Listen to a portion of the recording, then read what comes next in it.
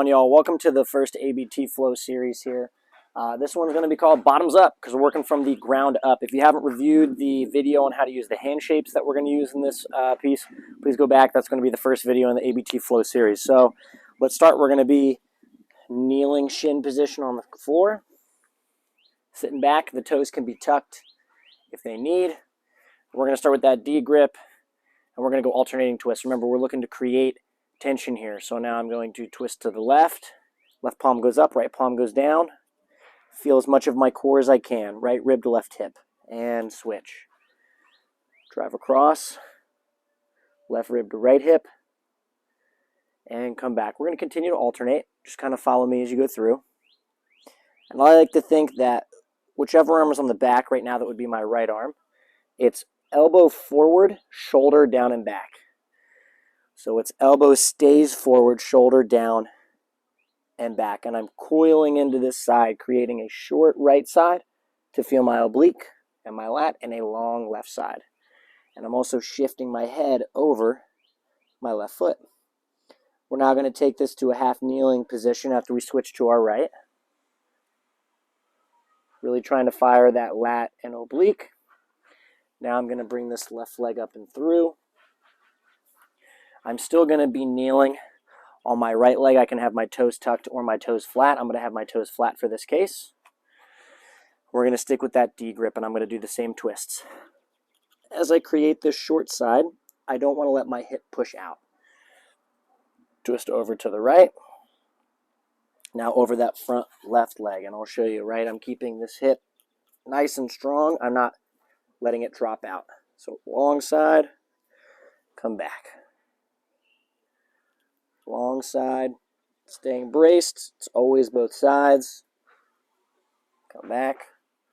Twist back over the left. That's the side we're holding for longer. That left knee in front.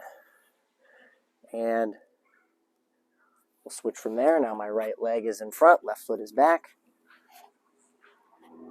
So again, D grip, drive over, stay braced. You might be feeling a little bit of hip flexor in here. If we're pulling our front foot back, we might even get a little bit of hammy. And I twist and rotate here.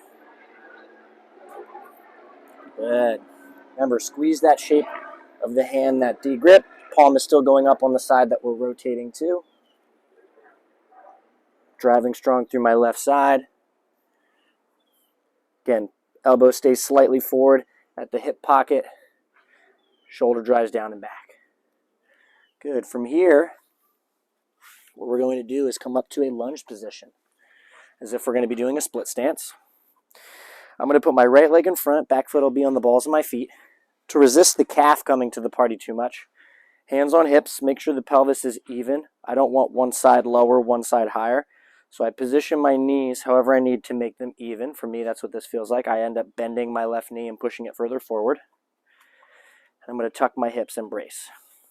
From here, I'm going to start to inch my front foot forward, fighting to keep this tuck and it even. And then as I push my weight forward into my front leg, that's where I start to get the burn and potential stretch through this back left leg. We're now going to go core fast grip on both sides, or core fist, excuse me. Pelvis is tucked. And then we're going to pull back, brace, and drive the elbows to the opposite back pockets. I do not want my back to arch. Keep that pelvis tuck, and we're going to hold here as we drive the elbows down and across, creating a lot of tension in that upper back, and a burn and or stretched through my back left leg. You can sit deeper into the lunge there. Again, for me, you can see my left leg is shaking a little bit. That's where I'm feeling most of the burn. Driving that upper back together. Keeping the core braced.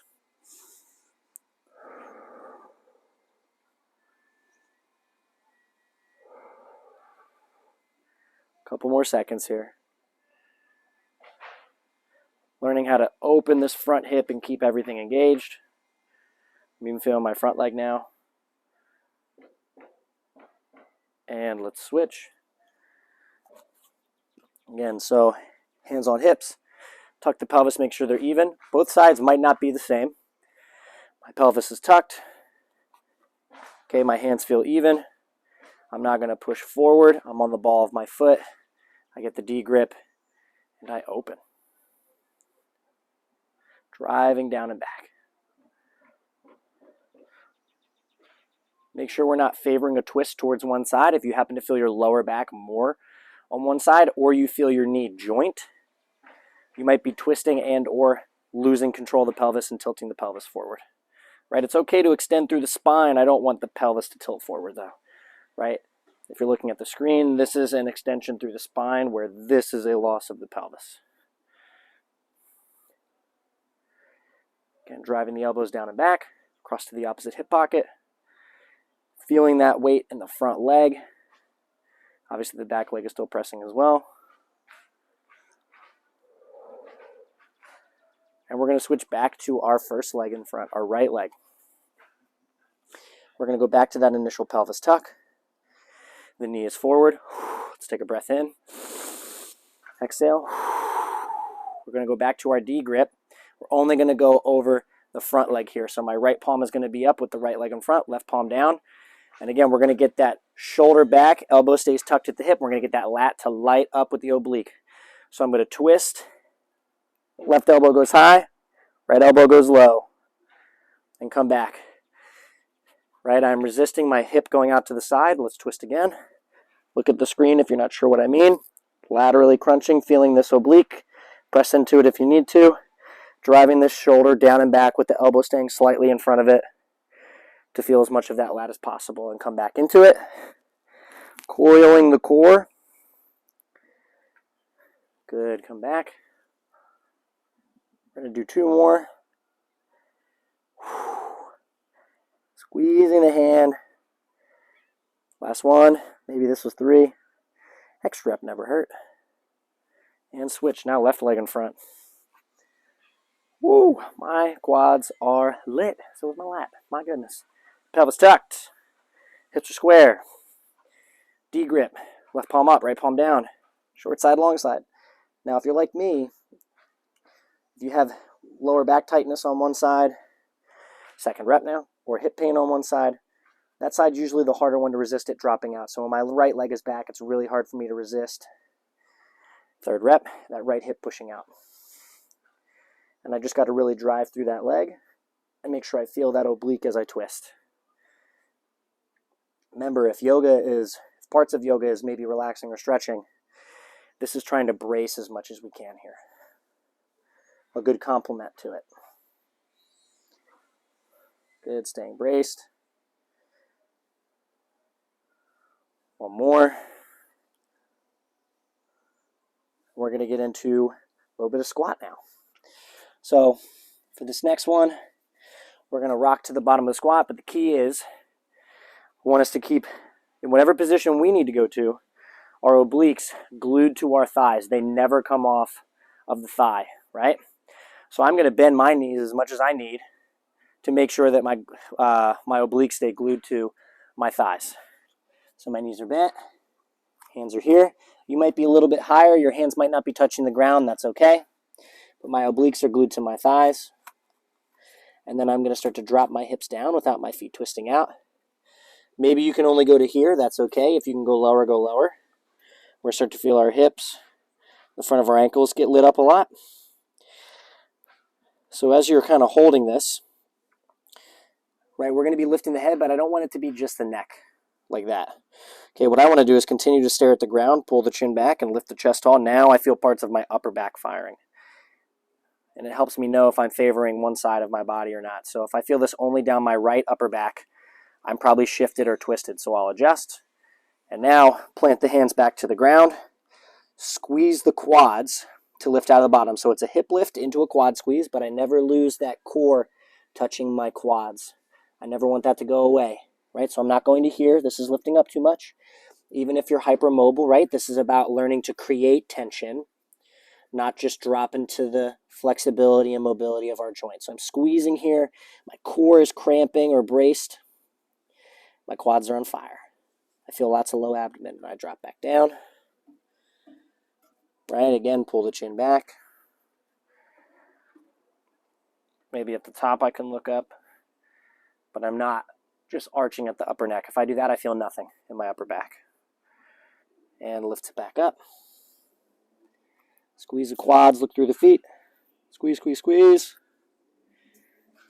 Almost there, y'all. Nearly done.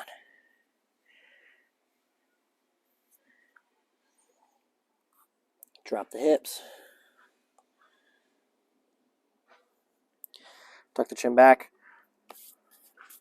Right on the next rep, I'll show a little bit less range of motion just in case we're not able to make it there. Right, so again, I squeeze my quads, I lift up. And I drop back down. Maybe I can only go to here before my heels lift or my toes spin out, so I stop there, and then I can still pull and lift. I still feel my mid and upper back. I don't feel my low back. I feel my hip flexors a little bit more. That's okay. But again, go to whatever position you can achieve. Open. Squeeze the quads. We got one more after this. Right, you can also tell if your hip's shifting out of the bottom. Remember, this is to help gain awareness of what's happening as much as it is to create muscle tension. And I know that I like to shift my hip to the right when I come out of the bottom. So I'm really fighting to not do that. And I know my left leg just doesn't like to do as much shit. So fixing that, y'all. Squeezing the quads. Come up.